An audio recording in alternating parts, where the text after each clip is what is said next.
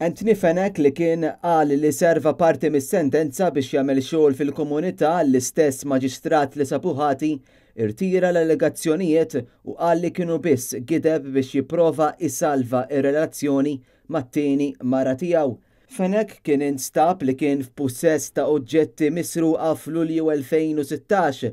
Qal fil-qorti Għawdex quddiem Silvio Camilleri li gideb meta qal li kien qed jaħdem għal Joe Mifsud.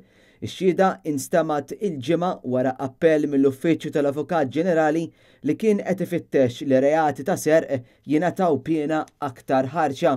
Tajjeb li ngħidu li f'Novembru li għadda l-Gazzetta The Sunday Times of Malta irrappurtat li ċertu Lief Aħstrom, Svediż li joqgħod Għawdex li kien ġie misruq mill-akkużat, qal l-qorti li l-istess akkużat kien qal permezz ta' SMS li serva parti mis-sentenza billi wettaq xi xogħol fil-komunità billi ħadem fuq il-madum tal-appartament tal-Maġistrat Mifsud.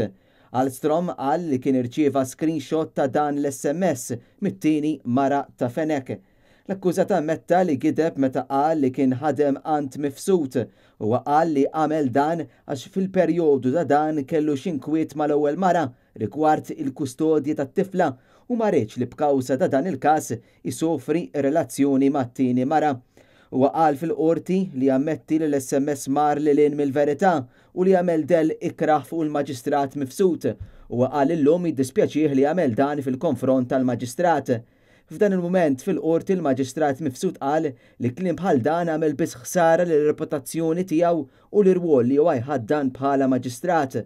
U qal li l-madum kien ilu les fl-appartament tiegħu mill-2007 u li qatt ma kellu bżonn xejn aktar. Mistoqsi jekk qatt kellimx lil Fenech u qal li darba raħ u Fenech qallu grazzi meta kien qed jixtri l-gazzetta.